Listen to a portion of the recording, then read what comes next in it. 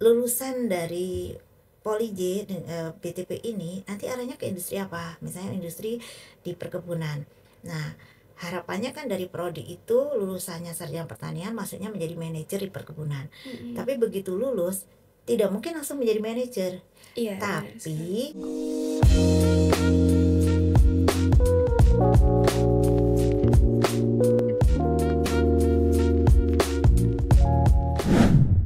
halo Sobat JPP, selamat datang di JPP Podcast. Inspirasi Pendidikan Vokasi, jurusan Produksi Pertanian, Politeknik Negeri Jember. Gak PP, gak oke. Baik, pada episode yang ketiga kali ini, tim JPP Podcast mengusung tema Potensi Dunia Pertanian di Masa Depan. Bersama dengan saya, Agnes Nisriandi Dahi dari Program Studi Budidaya Tanaman Perkebunan Angkatan 2023. Kali ini kita akan menanyakan langsung informasi dan sudut pandang kepada narasumber yang terpercaya dan mumpuni di bidangnya.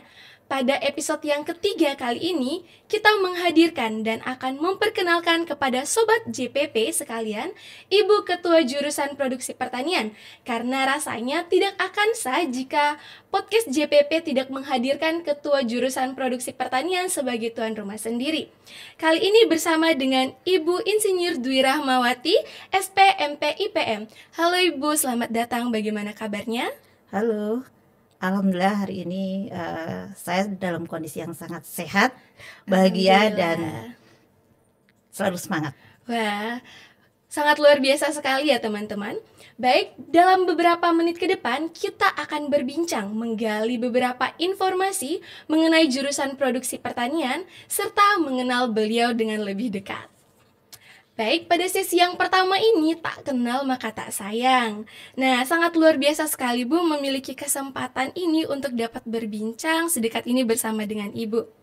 Sebagai upaya memperkenalkan dan mempromosikan jurusan produksi pertanian kepada masyarakat umum, maka hari ini kita akan mengusung tema potensi dunia pertanian di masa depan.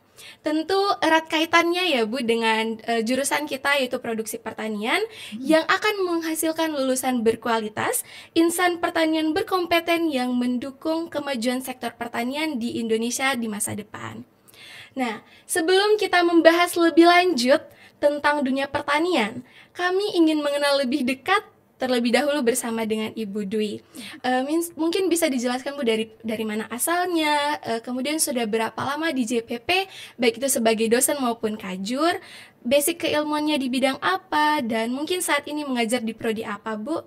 Mungkin juga bisa menceritakan sedikit perjuangan Ibu hingga sampai pada titik yang sekarang ini. Oke.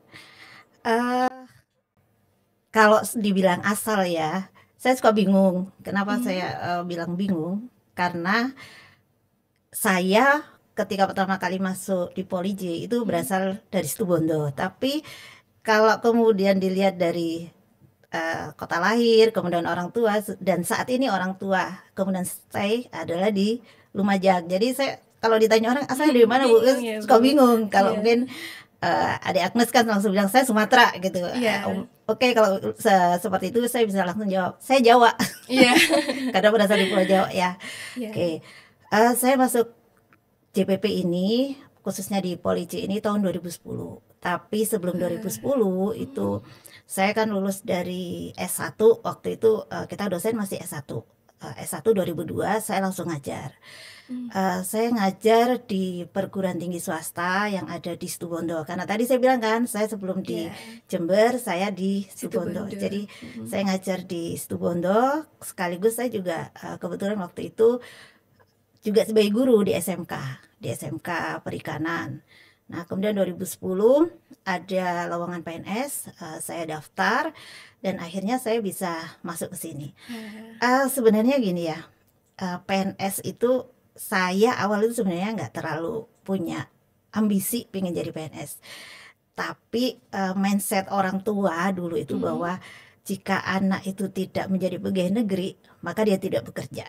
gitu. Jadi sejak 2010 saya sering ikut PNS, ujian PNS maksud saya.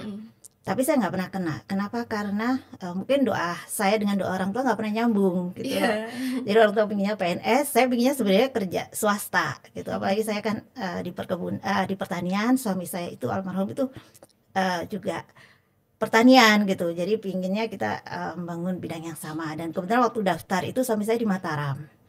Nah, akhirnya 2010 saya izin suami. Kalau suami tidak mengizinkan, saya nggak akan ikut tes. Kata suami, udah daftar aja nggak apa-apa. Dan itu daftar terakhir, dan pada saat daftar PNS itu perjuangan juga loh, Dek. Artinya memang hidup itu perlu perjuangannya. Tanpa perjuangan nggak akan sukses. Jadi malam orang tua saya kasih info. Kebetulan bapak saya suka baca koran. Kalau dulu semua pengumuman nggak ada tuh di media sosial, jadi adanya di koran kan. Wah, saya kebetulan suka baca koran. Dalam perjalanan ke Lumajang dapat koran Jawa Pos yang radar Bromo. Kalau di Situbondo kan radar apa ya, lupa saya itu. Nah, itu pengumuman Poliji itu adanya di Jawa Pos yang satunya. Jadi kebetulan bapak saya akhirnya oke lah malam, dan itu pendaftaran terakhir besok. Oke, akhirnya masuk daftar. Saya naik bis bawa anak saya yang kecil itu masih umur 3 tahun karena suami saya di Mataram. Masuk, dan pendaftaran terakhir ada ketentuan sih sebenarnya bawa map warna ini, makanya saya nggak bawa. Saya nggak bawa sampai kemudian akhirnya kebegawaian itu bilang apa namanya? Saya nanya, Pak, ini saya nggak bawa map, ada yang jualan map nggak? Saya dapat ketawain waktu itu. Jadi makanya beliau tuh inget banget ke saya gitu. Ini maksudnya iya CPNS yang daftar asal-asalan gitu. Gitu. Ya akhirnya karena saya waktu itu ikhlas, ya udahlah mungkin ini jalan saya kali ya. Akhirnya saya ikut, dan pada saat saya ujian saya ngerasa bahwa saya pasti lolos karena saya ngerjakannya lancar aja, nggak seperti sebelum-sebelumnya. Jadi doa kita nyambung.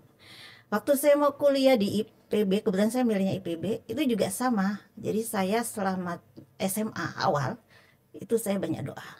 Nah, jadi artinya usaha dan doa itu penting. Saya doa, sholat duha, sholat hajat, sholat tahajud pasti. Bahwa saya pingin ke IPB. Jadi karena adik kan masih kuliah ya. Iya, Bu.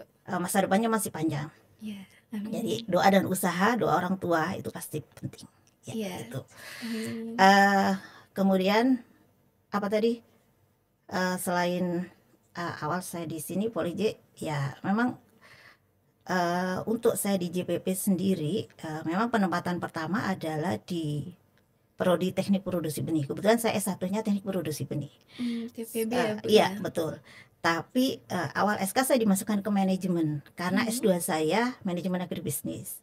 Cuma karena kemudian dibutuhkan dosen TPB dan memang lowongannya untuk TPB, akhirnya saya pindah di sini, dan dari Teknik Produksi Benih sampai sekarang.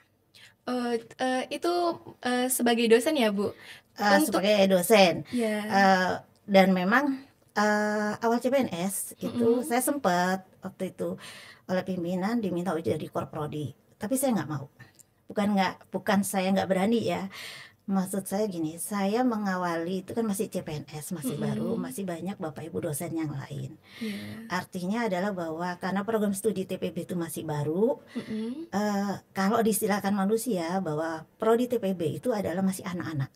Dia tidak butuh orang untuk ngajari makan, tidak butuh orang untuk ngajari jalan, tapi yang dibutuhkan adalah bagaimana membimbing anak itu bisa jalan, membimbing ini. Jadi bukan kompetensi pendidikan yang diutamakan, tapi adalah bagaimana orang itu membimbing prodi itu bisa naik. Jadi saya nggak bersedia memang waktu itu. Alasan saya kemudian diterima oleh pimpinan, akhirnya saya tidak. Tapi di berikutnya kemudian saya justru jadi kajur ya, Bu ya? Prodi dulu awalnya. Jadi prodi dulu. Kemudian 2020 saya diminta pimpinan untuk jadi kajur, dan saya sebenarnya juga nggak mau. Saya lebih suka jadi dosen biasa, atau saya lebih suka untuk waktu itu kan saya menginovasi untuk teaching factory ya. Saya lebih suka sebenarnya bekerja di lapang.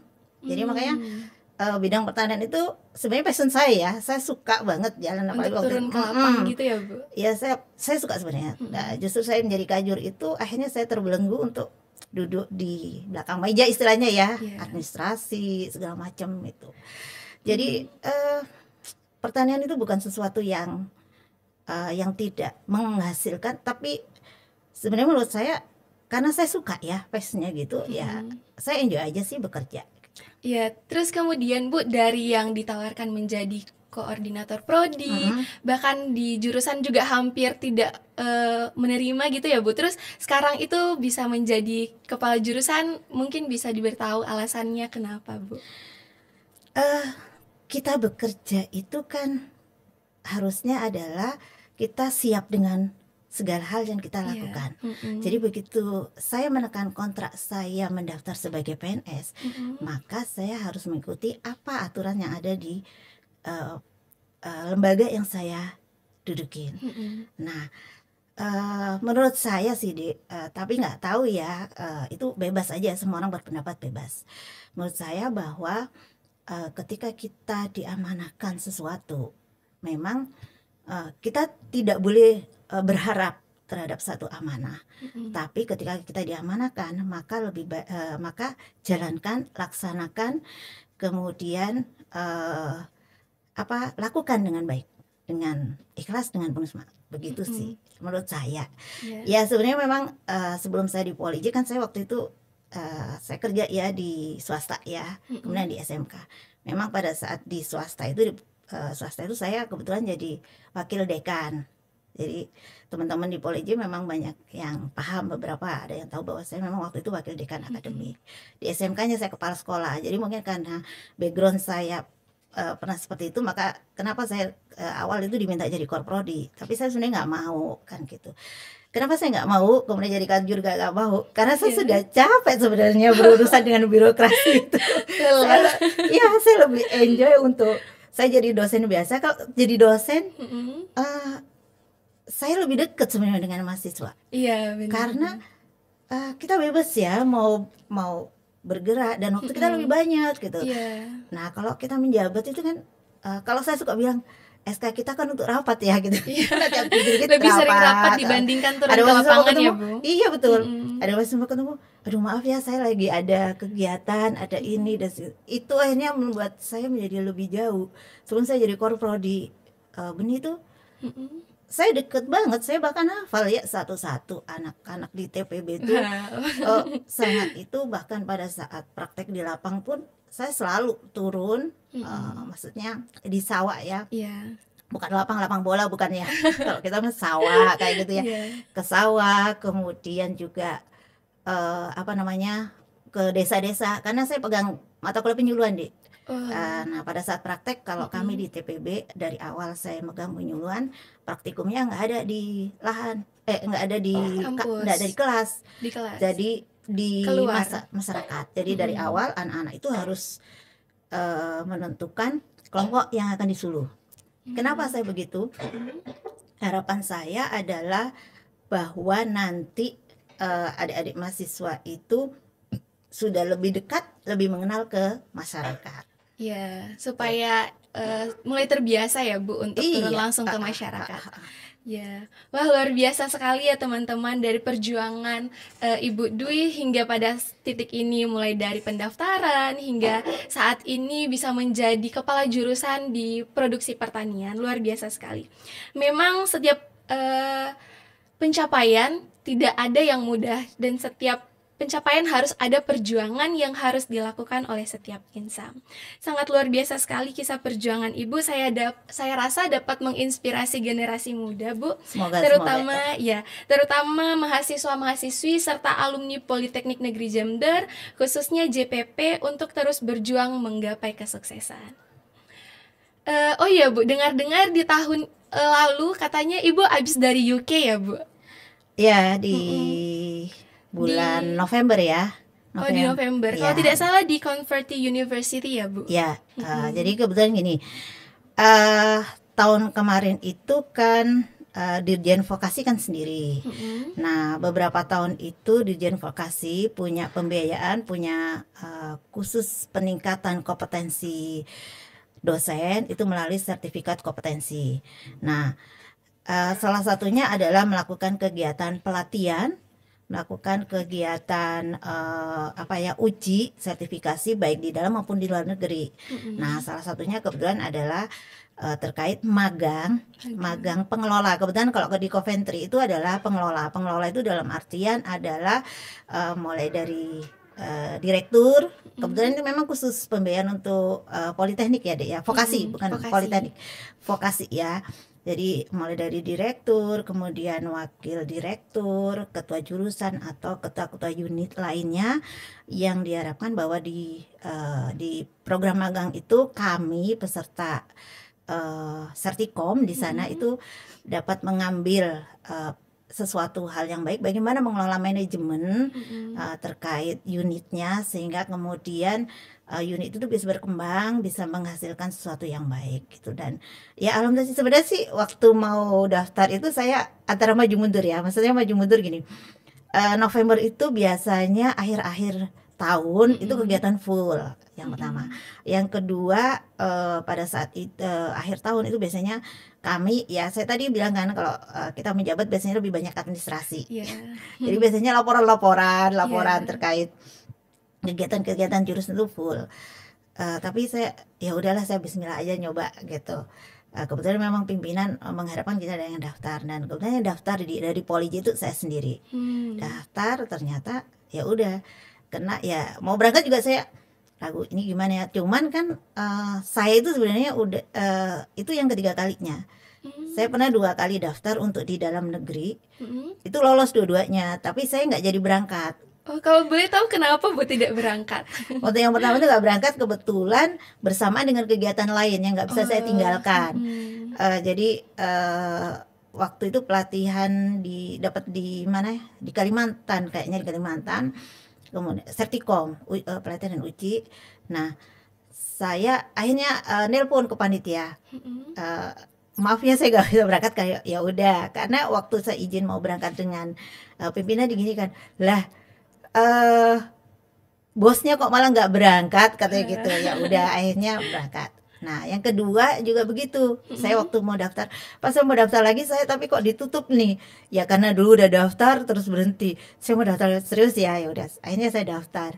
Ternyata mau berangkat ya sama saya pas ada tugas lagi kebetulan waktu itu kita ada kunjungan ke luar negeri kayaknya ya. Oh, apakah waktu itu yang daftar dari Poliji itu hanya Ibu sendiri, Bu? Ada banyak sih kayaknya ya, saya lupa ya. Jadi kedua kali, yang terakhir ini. Nah, kalau sekarang lihat program kebetulan vokasi ini kan sekarang bergabung ya. Rasa-rasanya mungkin tahun depan saya nggak tahu apa masih ada Sertikom atau enggak, tapi saya bersyukur sekali karena saya ikut. Kemudian ini sepertinya di vokasi terakhir dan ada banyak hal yang saya dapatkan dari sana itu aja. Mungkin bisa Bu di-sharingkan ada beberapa hal yang mungkin bisa kita ada beberapa hal baik yang Ibu dapatkan dari sana untuk kita bisa terapkan di sini. Yang pertama pastinya ya pengalaman itu nggak akan pernah terulang lagi. Ya nggak pernah terulang lagi gimana? Saya nggak pernah mimpi, saya tidak pernah berpikir bahwa saya sampai di UK ya. Kalau kita lihat dari peta itu ya, peta pulau Inggris itu tempat Inggris itu kan sebenarnya dekat banget dengan kutub ya. Dia kayaknya paling pinggir ya, paling pinggir. Indonesia ke situ. Itu kalau perjalanan pesawatnya aja tanpa kita berhenti untuk itunya, itu sekitar 7 jam berarti 14 jam. 14 jam kita ke sana. Itu yang pasti ya, saya tidak pernah bermimpi, tapi ternyata itu nyata gitu. Artinya itu juga bisa sih misalnya di Agnes gitu apa gini nggak mungkin lah saya nanti keluar negeri mungkin saya bisa ya, satu hal yang saya lihat di sana itu adalah suasana akademik. Bukan karena kita lagi bicara ini ya, enggak karena atau mungkin ibu ngomong gitu karena mungkin jadi ketua jurusan ngomong gitu, enggak sih, betul asli saya lihat. Pertama adalah kalau di kampusnya suasana akademiknya ya, saya lihat fasilitas di sana ada perpustakaan. Perpustakaannya itu 5 lantai. Bisa bayangin perpustakaan 5 banget ya Bu ya. Itu kampus bukan perpustakaan umum. 5 lantai dan dia pelayanannya 24 jam. Wow. 24 jam. Kemudian fasilitas yang ada di universitas itu terkait perpustakaan saja. Saya membidik hanya satu ya, misalnya perpustakaan. Dia memberikan fasilitas, ada laptop. Laptop tuh ada taruh lemari, ada kode masing-masing. Jadi mahasiswa yang mau pakai laptop itu bisa nanti pinjam kunci dengan kode masing-masing dan itu nggak akan hilang. Nah ini balik lagi kodenya. Jadi artinya teknologi itu sudah bagus gitu. Sangat memfasilitasi mahasiswanya juga ya Bu. Kemudian di tiap-tiap lantai itu ada sendiri-sendiri. Maksudnya jadi ada khusus ruang memang diskusi di mana anak-anak itu ada bentuk kursi-kursi khusus diskusi. Jadi dibentuk seperti gazebo-gazebo di dalam ruangan. Itu mereka diskusi dan saya melihatnya nggak ada yang sepi perpustakaan itu. Rame ya. Rame. Kami kan berkegiatan dari pagi sampai sore ya jam 3. Saya pernah sama teman, kita kan dikasih free pass ya untuk bisa masuk ke perpus. Jadi nggak bisa sembarangan masuk. Kita punya kartu masing-masing. Masuk itu waktu itu malam suasana rame.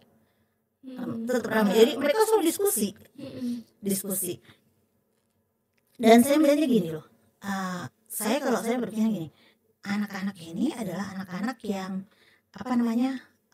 kayaknya gaul ya. Kalau secara belajar kayaknya nggak mau belajar deh gitu. Lihat dari tampilannya, secara fisik, gayanya segala macam. Tapi ketika masuk perpustakaan dengan anak model itu, tapi mereka diskusi keilmuan itu bagus gitu, terus mereka fokus kayak gitu. Ya saya pikirnya bisa nggak ya anak Indonesia kayak gitu loh. Saya pingin kayak gitu. Saya sampaikan juga Pak Dir, Pak fasilitas perpustakaannya seperti ini. Semoga nanti perpustakaan yang dibangun kan saya Polri mau bangun perpustakaan ya. Meskipun misalnya nggak 5 lantai, tapi nanti perpustakaan jadi bagus dan bisa melayani 24 jam. Suasana akademiknya begini, kayaknya kita bisa menghasilkan cendekiawan yang bagus dari Politeknik, menurut saya begitu gitu. Itu perpustakaan. Nah di labnya sendiri juga gitu deh. Jadi suasana yang bangun bagus. Saya masuk lab, kemudian saya diterangkan oleh salah satu mahasiswa S3. Mahasiswa S3 sana muda-muda loh. Kayaknya nanti lulus umur 25 kayak gitu. Wow. Dan ada juga mahasiswa dari Indonesia yang umur segitu. 25. Nah, suatu saat saya jalan pergi makan. Papasan sama dia dan emang gaul. Ini kan yang kemarin di lab, paham nggak maksud saya? Ketemu yang kemarin di lab. Maksudnya paham nggak? Jadi maksud saya gini, dia di luar lab pun santai gitu ya. Fashionable juga, tapi sebenarnya ketika dia bekerja masuk, dia juga bisa serius. Artinya adalah ilmuwan itu, orang mau berpikir tentang keilmuan, tentang pendidikan, itu tidak membatasi diri kita mau berkembang untuk mengikuti zaman gitu loh. Artinya jangan pernah berpikir bahwa wah kalau saya serius belajar saya nggak bisa gaul, saya nggak punya temen, saya jadi cupu, jadi ya kayak gitu. Enggak sih, sebenarnya saya belajar begitu enggak. Itu artinya itu yang bisa dibangun ya. Tapi bukan berarti bahwa anak gaul, anak itu terus nggak boleh belajar, salah juga. Seimbang ya Bu dengan gaya. Ini mindset yang sebenarnya harusnya di Indonesia itu tuh kan belum terbangun ya. Biasanya kan kalau di kita itu anak-anak yang gaul yang ini pasti mindsetnya kita adalah anak-anak itu anak-anak yang nggak pinter, anak-anak yang lebih misalnya cuma gaul aja ini. Jadi kita jangan ya artinya jangan lihat covernya ya. Kita nggak tahu dia seperti apa. Dan biasanya mindset yang terbangun di masyarakat itu yang akhirnya membentuk diri adik. Iya benar. Ya, jadi kalau misalnya di Agnes sudah di mindset orang, kamu itu bodoh, kamu itu nggak mampu, kamu itu nggak pintar. Mindset itu hanya terpikir ke kita kan, iya saya nggak mampu, saya bodoh. Tidak ada untuk memulai gitu, nggak ada niat karena sudah diberikan mindset oleh orang-orang kalau kamu ini nggak bisa gitu ya Bu ya. Jadi yang bisa kita ambil dari sana itu mereka bisa menyeimbangkan pergaulan mereka dan juga akademik mereka ya Bu. Kemarin saya juga lihat anak-anak ISMA ya, anak-anak ISMA Indonesia berpresentasi. Nah itu bahasa Inggrisnya bagus banget dan mereka itu menangkap permasalahan di industri itu juga bagus. Artinya adalah pembimbing sana itu memberikan kebebasan mereka untuk berkembang, memanfaatkan dan mereka diberi kesempatan untuk bicara. Jadi kayak di Agnes ini, nah ini salah satu cara sih sebenarnya kami untuk bakatmu gimana? Iya. Yuk dengerin ini gitu. Iya. Memberikan wadah ya, Bu. Ya, gitu. Mahasiswa. Baik, Bu, luar biasa sekali ya yang diceritakan oleh Ibu di sana. Ternyata banyak hal yang bisa kita terapkan, di mana dari pendidikannya, dan itu merupakan suatu hal yang menurut saya sendiri tuh sangat bisa kita terapkan di negara kita, dan yang terutama di kampus kita Politeknik Negeri Jember. Baik, terima kasih Bu atas insight-nya, dan saya juga sebenarnya penasaran ya Bu tentang inspirasi dari mana sih ya Bu hingga JPP Podcast bisa terbentuk di jurusan produksi pertanian ini. Mungkin bisa diceritakan sedikit Bu. Oke. Untuk JPP Podcast ini munculnya sebenarnya gini loh. Kita kan sekarang zaman teknologi. Iya. Kemudian Gen Z. Gen Z ya, Gen Z. Iya, Atau Gen generasi Z. micin ya. Oh iya, generasi micin. Maksudnya gini, sekarang anak-anak sekarang lebih deket dengan HP, Iya, lebih sosial deket media. dengan media. Bahkan ada istilah HP itu adalah mendekatkan yang jauh, menjauhkan yang dekat. Itu yang pertama. Kemudian yang kedua, anak-anak sekarang itu lebih suka dengan hiburan, dengan segala hal. Kemudian yang ketiga saya melihat sebenarnya anak-anak JPP, kemudian Bapak Ibu dosen teknik di JPP itu punya potensi sebenarnya di media kayak gitu. Nah, akhirnya melalui beberapa hal itu ditambah lagi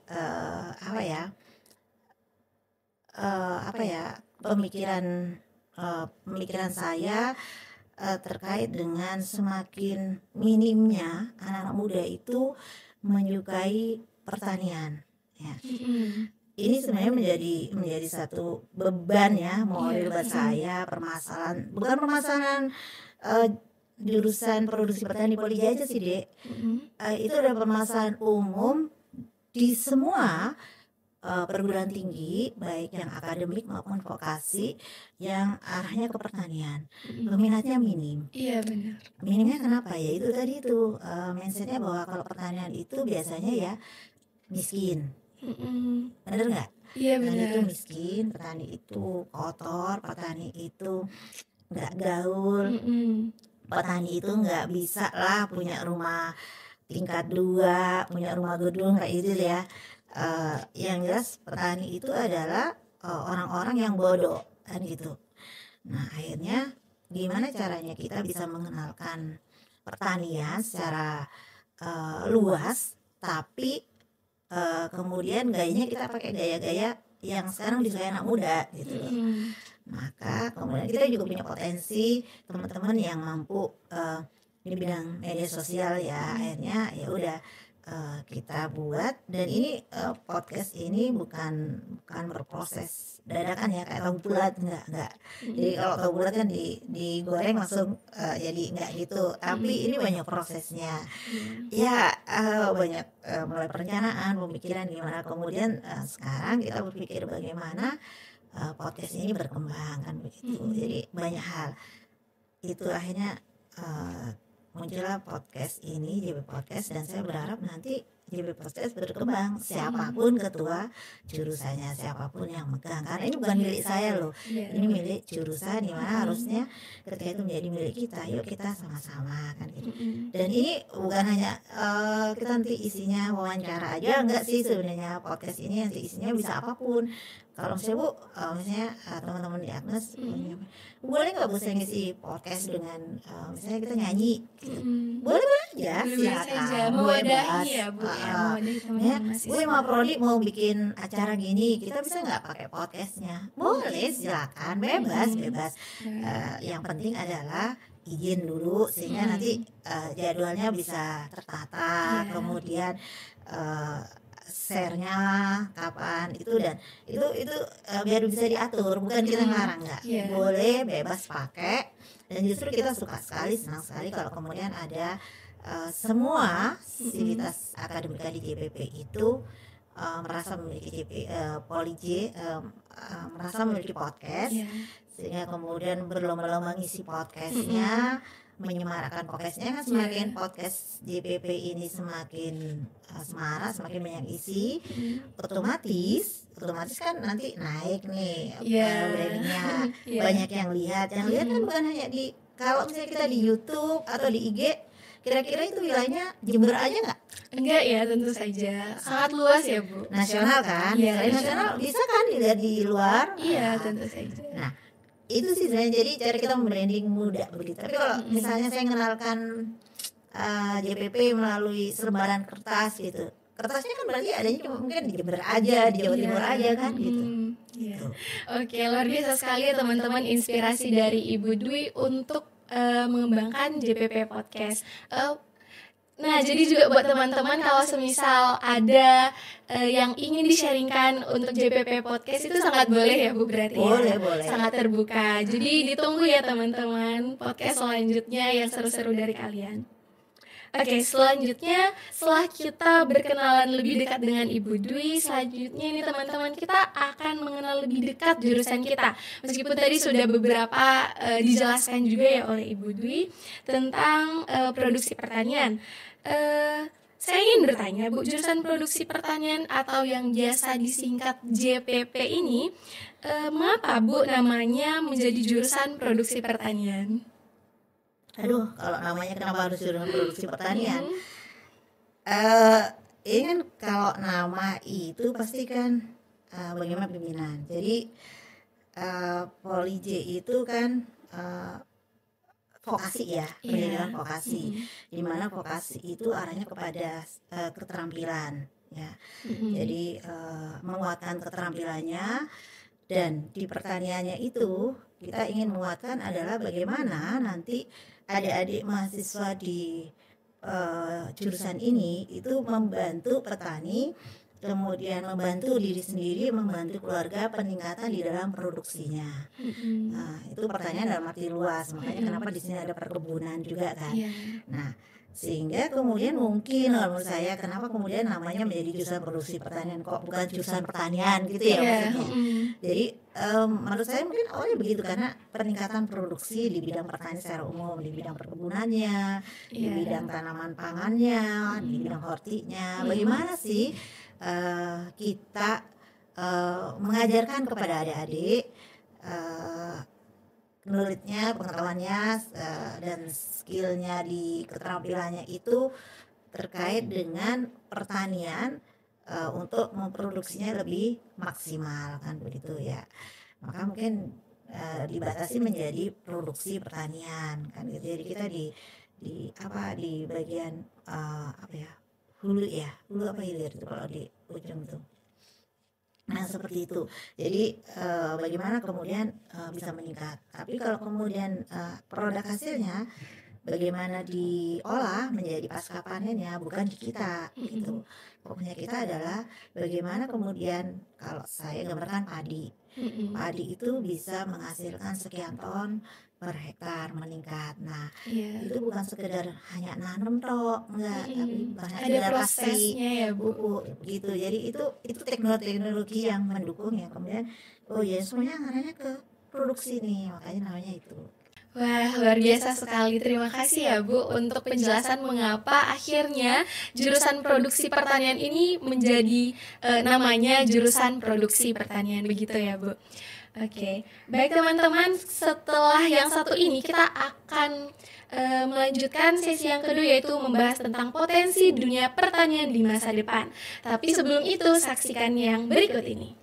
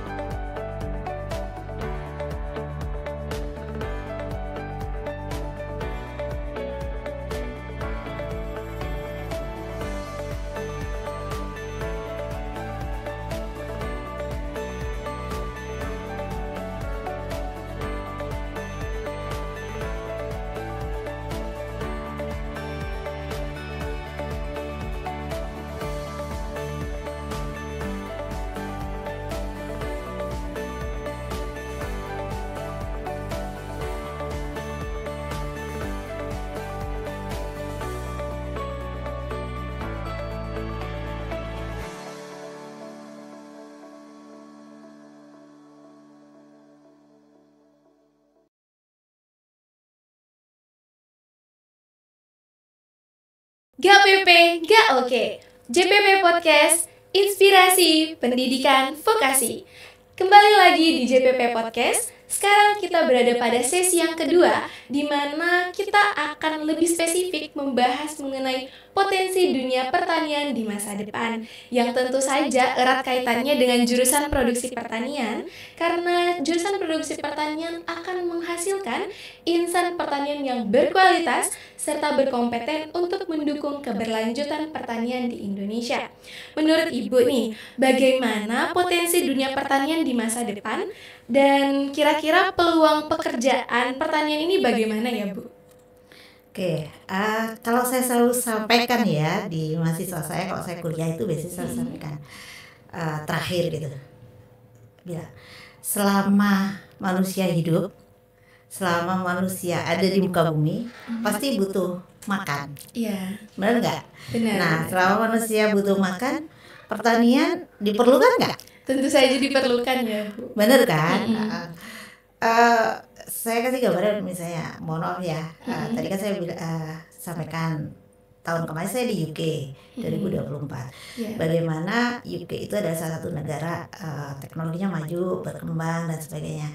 Tapi tetap manusia juga butuh makan loh. Iya. Buah-buahan di sana juga lengkap. Jadi saya tiap hari misalnya kita makan sayur, ada juga sayur di sana.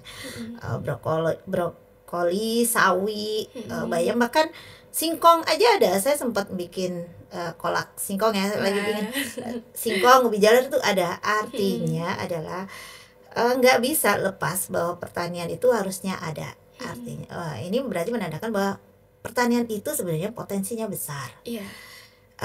Penduduk kita nggak makin lama nggak makin berkurang kayaknya, makin lama makin banyak. Kalau kemudian satu orang butuh sekian kalori yang berasal dari makanan, kalori dari karbohidrat, misalnya karbohidrat bisa dari nasi, kemudian dari umbi-umbian dan sebagainya. Nah, kira-kira butuh berapa banyak makanan kan gitu. Iya. Kemudian ditanya, Bu, tapi kan semua itu harus butuh lahan dan sebagainya. Teknologi banyak. Nah, mungkin udah lihat kali ya di internet itu bagaimana kemudian di Jepang itu basement kendaraan itu jadi lahan. Kenapa belum? Kok bisa? Karena di sana ada budayanya juga. Sama kemarin saya lihat di Inggris, orang itu lebih suka jalan kaki daripada naik kendaraan.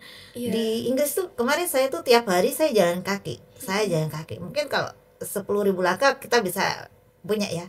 Kalau sekarang kembali lagi ke Indonesia, ke Indomaret depan perumahan aja kita harus naik motor kan ya, gitu. Bu ya. Itu jadi budaya itu Budayanya berbeda. jadi mungkin karena seperti itu basementnya, parkirannya bawahnya nggak dipakai, jadi dimanfaatkan kan begitu. Indonesia pun suatu saat pastinya begitu. Artinya pertanian kita itu tidak lagi harusnya konvensional begitu aja. Tidak lagi lahan. Jangan pernah berpikir wah, kita nggak punya lahan, nggak pertanian, salah gitu.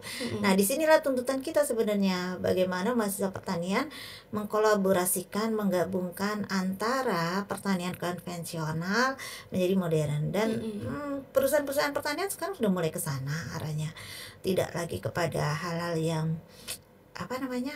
yang selalu bau tanah, kotor dan sebagainya. Itu sebenarnya harusnya diajarkan. Dan saya berharap juga sih sebenarnya, kebetulan di jurusan produksi pertanian kan banyak SDM muda ya, dosen-dosen muda yang mungkin secara teknologi pengetahuannya itu banyak menyerap yang baru-baru gitu, dibandingkan mungkin kita yang dibandingkan kita misalnya dosen-dosen senior yang teknologinya itu sudah yang gaptek. Kalau pakai komputer kita udah masih Pentium 2 gitu ya, yang ini udah apa gitu. Lebih Jadi maju gitu ya, harusnya gitu ya. Jadi kita ingin mengkolabkan seperti itu, kolaborasi antara keilmuan yang teknologinya tinggi dengan harapannya ya dengan pertanian yang konvensional seperti apa, sehingga nantinya pertanian kita tuh benar-benar harusnya berkembang maju. Apalagi saya sangat senang, sangat bahagia sekali pemerintah kita melalui Bapak Presiden ya, Pak Prabowo punya satu program yang dicanangkan, yaitu 5 tahun ke depan kita harus ketahanan pangan. Nah, ini kan sebenarnya mendorong kita orang-orang insan-insan pertanian untuk bagaimana sih kita mengembangkan pertanian. Artinya punya potensi sebenarnya itu, punya potensi banget. Kemudian ditambah lagi ada program makan gratis ya. Itu kan berarti butuh berapa banyak sih nasinya yang mungkin kemarin kalau kita mungkin atau di Agnes, oh ngapain makan gratis, oh saya tiap hari makan, mungkin pikir. Tapi ada mungkin di sudut-sudut lain Iya. yang makan nasi aja nggak bisa Mm-mm. banyak. Mm-mm. Atau kita mungkin baca ya, sempat lihat di internet juga, dia bilang ada yang anak kemudian dikasih makan gratis dibawa pulang kan Iya, gitu. buat di Buat di rumah. rumah. Artinya potensi-potensi yang terkait pertanian itu banyak, Iya. dengan Mm-mm. kemudian sekarang program-program pemerintah yang mendukung ke arah pertanian. Mm-mm. Nah, kalau dulu sih zaman saya di SMP ya, ada namanya Repelita, rencana pembangunan 5 tahunan, di mana basicnya, dasarnya itu adalah bagaimana membangun pertanian. Mm-mm. Nah, kalau saya pernah dengar juga itu, katanya ya negara Mm-mm. Cina itu kenapa pertaniannya dikuatkan?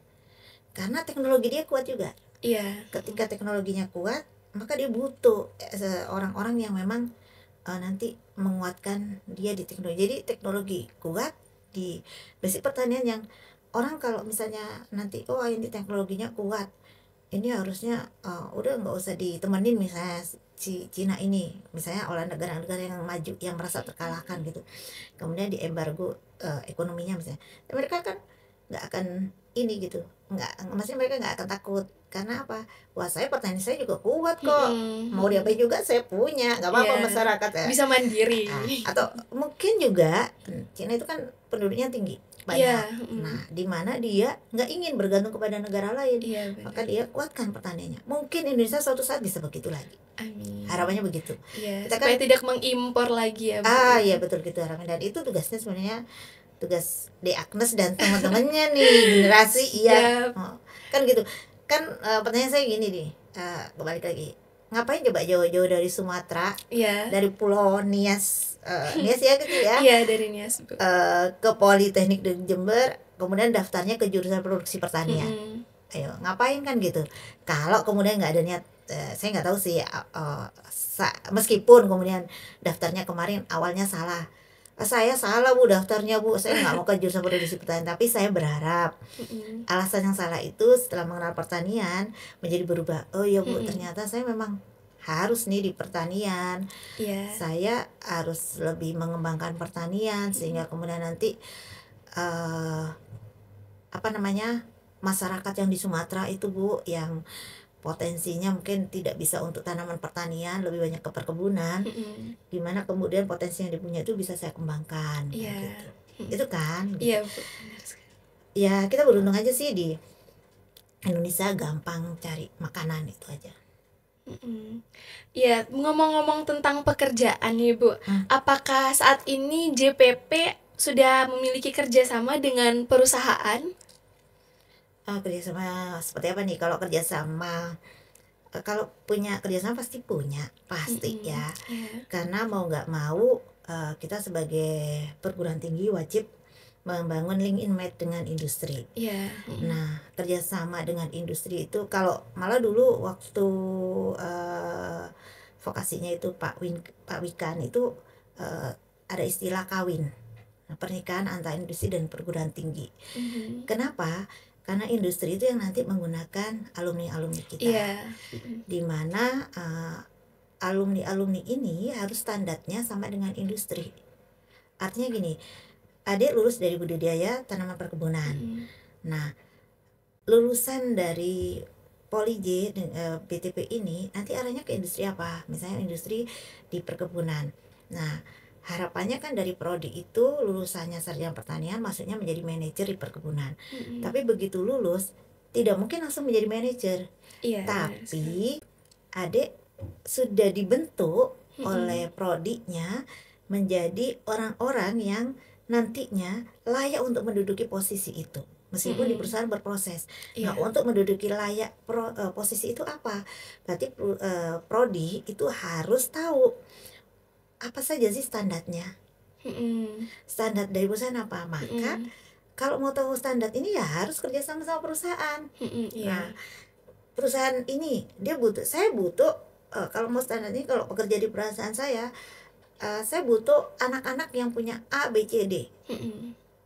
Oke, kalau mau butuh A, B, C, D, berarti prodi ini harus membuat lulusannya mampu A, B, C, D. Iya. Nah, bisa jadi kemampuan-kemampuan yang diberikan oleh dosen itu kan cuman teori kan. Iya. Karena maaf ya, Bapak Ibu dosen kita juga mungkin ada yang tidak pengalaman bekerja di industri sebelumnya, tapi dari lulus kemudian jadi dosen sehingga nggak paham nih ritme bekerja di industri seperti apa, kemudian seperti apa. Nah, kemudian datanglah dosen industri yang kita hire untuk menjadi tim teaching yang dia mengajarkan standar dan ini dan sebagainya. Kemudian ada masukan selama saya menerima pekerja dari alumni ini.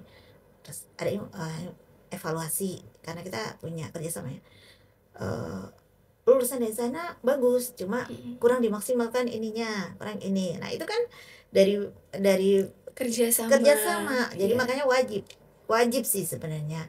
Jadi kalau dikatakan kita punya termasuk lowongan. Saya sering banget mendapatkan WA dari industri yang saya kenal kadang, Bu saya butuh lulusan yang ini. Wow. Ya sudah, atau Bu saya ada lowongan ini silakan di share. Kalau misalnya Bu ada lowongan ini silakan di share berarti itu bebas. Tapi kadang ada yang dia butuh, Bu saya butuh alumni Polije yang khusus ini, tak tempatkan di sini, tolong saya dicarikan. Berarti itu khusus, memang permintaan khusus yang dia. Kenapa permintaan khusus itu? Karena dia mengakui bahwa lulusan di JPP itu standarnya sama gitu. Jadi wah, ada model berbeda-beda dari industri itu. Dan itu dari mana ya? Karena kita kerjasama gitu. Wah, luar biasa sekali ya informasi yang diberikan oleh Ibu Dwi terkait potensi dunia pertanian di masa depan, dan sangat luar biasa memotivasi saya untuk menekuni bidang ini, Bu. Dan saya juga percaya bahwa teman-teman yang sedang menonton sekarang setuju akan hal tersebut. Jadi buat teman-teman dan adik-adik calon mahasiswa jangan ragu lagi ya untuk memilih jurusan produksi pertanian. Selanjutnya kita akan menuju pada sesi yang terakhir, yaitu sesi yang ketiga, namun setelah yang berikut ini.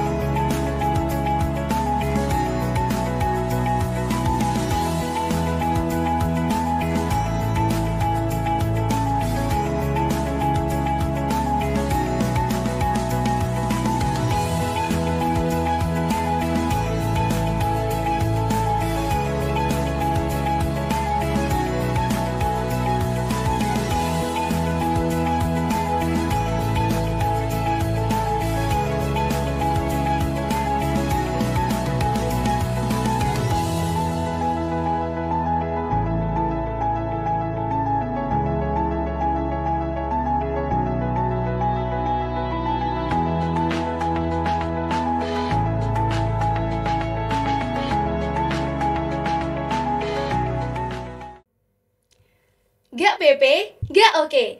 JPP Podcast, Inspirasi Pendidikan Vokasi. Halo teman-teman. Wah, bertemu lagi ya. Sekarang kita berada di sesi yang terakhir, sesi yang ketiga nih, yang dimana kita akan membahas lebih lanjut tentang tantangan, harapan, dan pesan dari Ibu Dwi Rahmawati. Oke, yang pertama, tantangan nih Bu. Selama Ibu menjadi ketua jurusan di produksi pertanian, kira-kira ada tantangan apa saja yang Ibu hadapi? Tentunya banyak ya Bu ya. Dan kita penasaran tentang bagaimana solusi Ibu untuk mengatasi permasalahan tersebut. Kalau jawab ini saya gimana ya, agak-agak apa ya, flashback gitu ya Bu? Enggak, antara sedih. enak gak enak, harus enak dan gak enak. Maksudnya gini, saya kayaknya nggak pantas banget ya kalau harus bilang itu menjadi tantangan kemudian jadi solusinya kayak apa. Serasa saya itu adalah orang yang paling bisa menyelesaikan masalah, nggak juga ya sebenarnya. Kalau tantangan itu pasti ada ya. Tantangan yang utama adalah bahwa yang jelas pertanian itu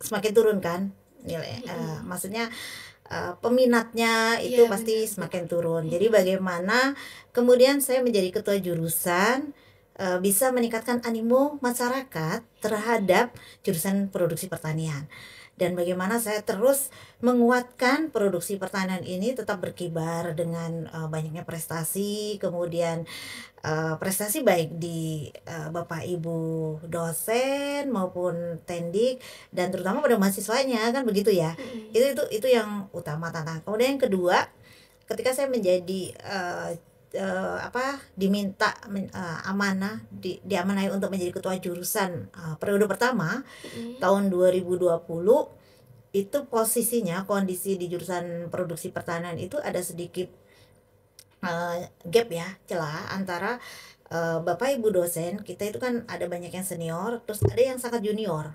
Nah, ini ada perbedaannya sangat tinggi. Jauh ya, Bu. Perbedaan tinggi itu bukan dibuat oleh jurusan sih. Kebetulan pada saat kita membutuhkan dosen-dosen itu ada kebijakan pemerintah belum mengambil PNS gitu loh. Jadi ada yang kosong gitu ya. Nah, kekosongan ini menjadi perubahan, di mana kalau Bapak Ibu dosen senior itu kan beliau adalah pejuang-pejuang, bagaimana beliau itu dulu menghadirkan jurusan produksi pertanian kemudian dikenal oleh masyarakat menjadi salah satu jurusan tertua ya, produksi pertanian jurusan tertua, mengawalin adanya Poli J. Karena awal dulu Poli J itu namanya adalah Politeknik Pertanian. Pertanian. Jadi bukan Politeknik Negeri, Politeknik Pertanian Jember. Nah, sebagai basic awal Poli J, nah kemudian digempur dengan jurusan-jurusan yang mungkin peminatnya banyak, yang karena memang kondisi lingkungan, jadi ada teknologi informatika, kemudian muncul kesehatan, muncul kemudian teknik, dimana itu kan jurusan yang banyak minatnya, karena memang anak-anak muda itu sukanya gitu kan sekarang. Iya, benar, Bu. Nah, bagaimana kemudian kita harus meng-up kembali bahwa jurusan produksi pertanian itu adalah jurusan yang memang dibutuhkan gitu loh. Itu tantangan terberat. Bagaimana saya mengkolaborasikan antara Bapak Ibu dosen senior dengan begitu banyak pengalaman dengan anak-anak muda yang mungkin secara passionnya sebagai orang-orang vokasi belum ada, karena kebetulan dosen-dosen kita itu banyaknya adalah lulusan dari akademik, bukan dari vokasi. Beda ya, Dek ya. Orang akademik sama vokasi. Kalau akademik itu kepada teorinya kuat, tapi kalau orang vokasi adalah bagaimana keterampilannya kuat. Nah, kita ajarkan pada adik-adik itu kan keterampilan, yang dimana kadang Bapak Ibu dosen itu kadang keterampilannya belum maksimal. Nah, kalau misalnya kemudian yang mengajar belum maksimal keterampilannya, bagaimana mahasiswanya kan? Itu menjadi tantangan tersendiri ya buat kita, buat saya ketua jurusan, bagaimana mengelolanya. Nah, kemudian kita petakan kira-kira apa sih permasalahan. Nah, salah satunya mungkin kita mengkolaborasikan di dalam kegiatan tim teachingnya, di dalam penelitian antara dosen senior dengan dosen yang muda, sehingga mereka banyak belajar dari bapak ibu senior sebelum beliau-beliau pernah tugas, karena pengalaman itu mahal harganya, nggak ada itu di bangku kuliah ya. Jadi terus bagaimana mereka bisa menyerap nih. Nah, begitu. Itu yang kita kemudian memberikan kesempatan kepada semua bapak ibu dosen, terutama yang muda-muda, untuk mengupgrade keilmuannya, terutama untuk keterampilannya dengan sertifikasi, dengan pelatihan kayak gitu. Pelatihan yang khususnya adalah ke bidangnya, ke vokasinya, begitu. Itu ada beberapa hal yang kita solusikan ya untuk tantangan. Nah, kalau untuk terkait dengan peminatan animo ya, salah satunya mungkin ya kita membranding melalui podcast. Sebelumnya kita sudah membranding juga melalui kegiatan Semanista nih. Semanista itu adalah seminar rutin kita yang dibarengi dengan kegiatan BIMTEK, bimbingan teknis terhadap bimbingan teknis bidang pertanian. Di situ kita narasumbernya ada dari dosen yang ini, dan ada industri ya, itu kan salah satu juga kerjasama gitu. Dan bahkan dari situ juga akhirnya industri ada yang, Bu, kita punya lowongan nih, bisa nggak cari kan gitu. Jadi ada beberapa upaya yang kita lakukan, dan saya tidak bekerja sendiri. Saya pasti saya membutuhkan banyak dukungan dari teman-teman, dari tim, dan JPP menjadi seperti ini bukan karena saya, tapi karena kerja bersama dari semua teman-teman di di JPP ya khususnya, dari Bapak Ibu yang dosen senior yang mungkin banyak memberikan masukan kepada saya, Bapak Ibu dosen junior yang mensupport saya di dalam kegiatannya, Bapak Ibu Tendik, karena tanpa Tendik ya, dalam hal ini teknisi PLP dan Bapak Ibu admin, saya juga nggak bisa bekerja kan gitu. Iya. Jadi dari beliau juga banyak masukan, dan saya yang pasti tidak bisa menjawab semua permasalahan tantangan itu yang terselesaikan semuanya, nggak mungkin, pasti masih ada yang kurang-kurangnya ya. Ya karena itu kemampuan saya gitu aja, mungkin seperti itu. Dan mungkin mahasiswa juga merasa bahwa di jurusan JPP nggak seperti jurusan yang lain gitu, Dibandingin gitu ya Bu ya. mungkin nggak maksimal dan sebagainya. Tapi itu upaya kita memaksimalkan, sudah menjadi lebih baik daripada kemarin-kemarin, dan itu juga ada support penuh dari pimpinan, dari lembaga, itu pasti. Iya. Wah, luar biasa sekali ya Bu. Banyak pelajaran yang bisa diambil dari cara Ibu untuk mengatasi tantangan yang ada sejauh ini. Baik itu dari memandang masalah itu, terus bagaimana caranya untuk menemukan solusi dengan bekerja sama tentunya ya Bu. Ya, dan selanjutnya harapan Ibu kepada generasi muda, khususnya mahasiswa-mahasiswi jurusan produksi pertanian ini apa ya Bu? Harapan.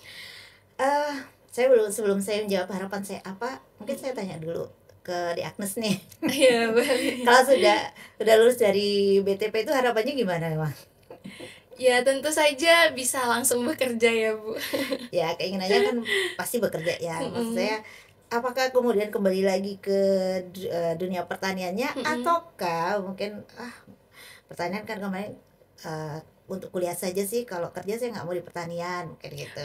Kalau dari saya sendiri Bu, meskipun yang awalnya nggak apa-apa ya Bu, ini jujur, yang awalnya itu ya, yang awalnya itu saya masuk ke jurusan produksi pertanian ini tidak terpikirkan sama sekali Bu, karena yang awalnya dari guru saya ketika SMA, kebetulan saya SNBP, itu diberikan tawaran bagaimana kalau kamu ke Politeknik Negeri Jember gitu kan.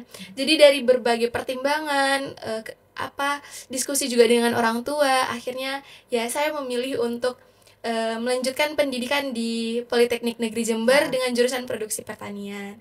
Namun setelah diterima ya saya ada senang tapi ada takut juga sih Bu sebenarnya, karena yang pertama takutnya dulu ya Bu, saya itu takut karena yang awal itu saya nggak kepikiran gitu loh bisa masuk ke pertanian gitu, dan senang juga karena ya saya ternyata bisa lolos gitu kan.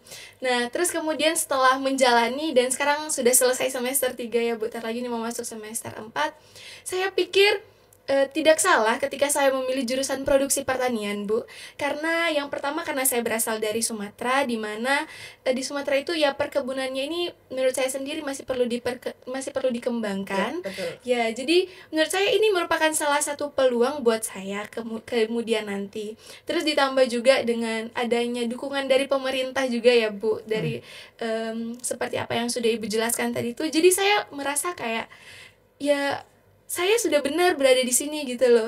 Jadi saya berniat untuk menekuni bidang ini lebih lagi. Nah itu sebenarnya menjadi harapan kita semuanya akhirnya. Maksud saya gini, kita berharap bahwa ke depan alumni-alumni kita itu kembali lagi membangun pertaniannya. Jadi kalau Di Agnes bilang, saya pengen Bu membangun perkebunan saya di Sumatera. Ya memang karena kalau mungkin Di Agnes ke belakang melihat perkebunan di Sumatera itu kan rata-rata bukan milik orang Indonesia ya.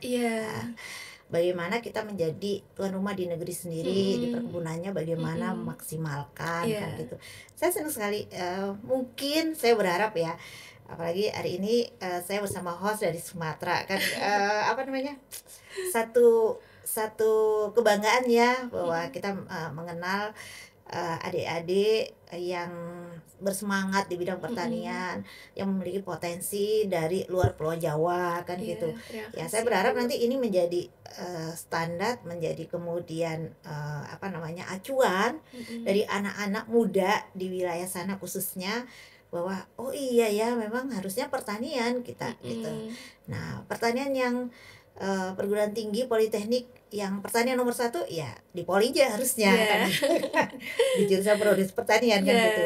Nah harapannya berarti bahwa ke depan nanti jurusan produksi pertanian tetap menjadi nomor satu di bidang pertaniannya, semakin berkembang, dan lulusan-lulusan kita dari jurusan produksi pertanian itu menjadi lulusan yang dicari oleh industri-industri untuk kemudian di-hire menjadi karyawan karyanya, dia bisa menduduki posisi-posisi yang penting yang kemudian akhirnya bisa menarik alumni-alumninya, adik-adik kelasnya untuk kemudian berkembang.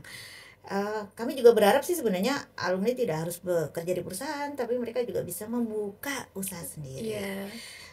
Itu yang utama sih sebenarnya. Itu harapan ke depan begitu. Terima kasih ya inputnya. Baik Ibu, terima kasih kembali. Nah, tadi tuh sudah disampaikan ya tantangan dan juga harapan Ibu.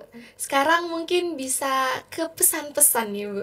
Terkhusus juga untuk mahasiswa-mahasiswi yang saat ini dirasa mental pertarungan ini masih kurang Bu. Dan permasalahan tentang etika juga. Nah, kira-kira pesan apa yang bisa Ibu sampaikan supaya dapat menjadi lulusan yang berkualitas dan memiliki mental serta etika yang baik? Oke, untuk mahasiswa jurusan produksi pertanian, sebenarnya kalian itu adalah generasi-generasi terpilih. Kenapa terpilih? Karena memilih jurusan produksi pertanian, di mana jurusan produksi pertanian itu dipandang remeh sama orang ya, dipandang lemah. Kalau saya selalu ngajar gini ke mahasiswa saya, jangan pernah takut, jangan pernah malu menjadi mahasiswa pertanian. Nanti kalau kemudian pulang ke wilayahnya ditanya, kamu kuliah di mana? Pertanian gitu. Ada deh, ada di Jember. Oh, di Jember di mana? UNED. Ya itu deh. Jurusan mana? Ada deh. Jurusan itu gitu. Jangan pernah takut gitu loh. Maksudnya gini, anak-anak pertanian itu adalah anak-anak yang kuat, yang strong, dan apa adanya. Apa adanya gimana? Kalau kita ke sawah kan nggak mungkin toh kita membutuhkan hal-hal yang seperti kalau misalnya kita jadi sekretaris kayak gitu ya. Jadi nggak perlu biaya banyak lah kalau sama anak pertanian. Iya. Jadi adik-adik mahasiswa pertanian, khususnya jurusan produksi pertanian, jangan pernah malu dengan produksi pertanian, karena kalian adalah sebenarnya tulang punggung untuk untuk kehidupan di negara gitu loh. Tanpa pertanian maka negara itu nggak maju. Dulu kita pernah mengalami krisis moneter. Indonesia termasuk negara yang bisa berhasil keluar dari itu karena apa? Karena pertaniannya. Pertanian itu tidak terpengaruh dengan dolar ya. Jadi karena pertaniannya kita bisa kuat, bisa tetap bertahan. Ya, saya harapannya berarti begitu juga. Mahasiswa pertanian itu harusnya tidak akan takut dengan badai, tidak akan takut dengan tantangan, karena apapun bisa dilakukan oleh anak-anak pertanian. Ketika kita sudah kuat, sudah strong di lapang, dimanapun kita bisa kuat. Yang utama adalah pastinya ikhlas ketika kita bekerja, ketika kita berjuang, ikhlas menjalani hidup, maka semuanya akan menjadi baik kan gitu. Kalau masalah etika, kayaknya perlu diingat ya, sepandai apapun, sepintar apapun kita, ketika etika kita jeblok, maka kita tidak akan menjadi sukses. Ya kan? Kenapa misalnya orang menjadi korupsi? Kenapa orang menjadi koruptor? Orangnya pintar kan, sebenarnya pintar, tapi karena dia tidak punya etikanya kurang dan sebagainya kan. Jadi artinya penguatan diri, penguatan mental itu penting. Ya, bolehlah kita mengikuti teknologi, bolehlah kita menjadi generasi yang Gen Z, generasi HP gitu ya, segala macam. Tapi tetap etika itu penting, menghormati orang lebih tua itu penting, menghargai orang lebih tua penting. Yang sampai kemudian mungkin sekarang udah model ya, karena fokus dengan HP, kalau dipanggil orang tua itu biasanya atau kalau enggak, saya nggak yakin ya, mungkin di Agnes juga kalau udah pulang bawaannya pinginnya di dalam kamar pegang HP aja, nggak ke tetangga kan gitu. Nah itu mulai dikurangin deh. Semakin banyak interaksi dengan orang sebenarnya kita akan banyak belajar Iya. kepribadian orang, belajar bagaimana bersikap. Mm-mm. Ya etika itu turun mungkin juga karena salah satu efek dari teknologi, tapi kita tidak bisa menyalahkan teknologi, Iya. tidak bisa. Mm-mm. Oke. Oke, terima kasih ya Bu. Harapannya buat generasi muda yang sekarang ini, terkhusus juga buat teman-teman di jurusan produksi pertanian. Nah, setelah harapan buat generasi muda nih Bu, kira-kira apa ya Bu harapannya untuk JPP Podcast yang saat ini sedang berjalan? Untuk kedepannya harapannya seperti apa ya Bu? Ya sama seperti di awal-awal tadi ya, kita membuat podcast itu kan kita berharap bahwa podcast itu menjadi bagian dari jurusan produksi pertanian untuk kemudian menjadi salah satu alat untuk membranding JPP. Nah, karena seperti itu saya berharap bahwa podcast JPP itu nggak hanya berhenti di sini, tapi terus berkembang, terus semakin kembang. Saya melihat loh ya, anak-anak SMA, setara SMA itu sekarang itu di sekolahnya semuanya punya loh podcast itu, dan mereka mampu dan mereka seneng banget gitu loh menjadi bagian podcast itu. Masa sih kita yang di atasnya anak SMA, artinya kita kan perguruan tinggi ya, kenapa kita nggak bisa ngembangin gitu loh. Kan tadi saya bilang pertanian itu bukan hanya kita budidaya dan sebagainya, boleh kita bisa menggunakan podcast ini untuk mengenalkan pertanian. Misalnya di Agnes sama teman-temannya, Bu saya mau masuk podcast ya Bu, mau ngapain mungkin? Ya Bu, saya kemarin buat produk ini nih Bu, saya pengen kenalin produk saya biar nanti produk ini bisa booming, bisa dikenal. Boleh, itu artinya bahwa teknologi itu bisa mendukung, membackup pertanian. Jadi ke depan ya saya berharap podcast itu semakin berkembang, apalagi dengan tim-tim yang sangat-sangat bagus, sangat luar biasa ya. Aplaus lah buat mereka ya. Aplaus buat tim. Ya, semoga aja nanti podcastnya semakin baik dan terus bersinar, membawa nama Polije, JPP khususnya. Oke, terima kasih banyak Ibu. Baik, kita ucapkan terima kasih banyak kepada Ibu Ketua Jurusan Insinyur Dwi Rahmawati SPMP IPM, Ketua Jurusan Produksi Pertanian yang sudah berkenan hadir pada podcast JPP pada hari ini ya Bu. Kami berharap informasi, ilmu, dan pesan yang sudah disampaikan oleh Ibu dapat memberikan motivasi, inspirasi, dan semangat bagi kita semuanya.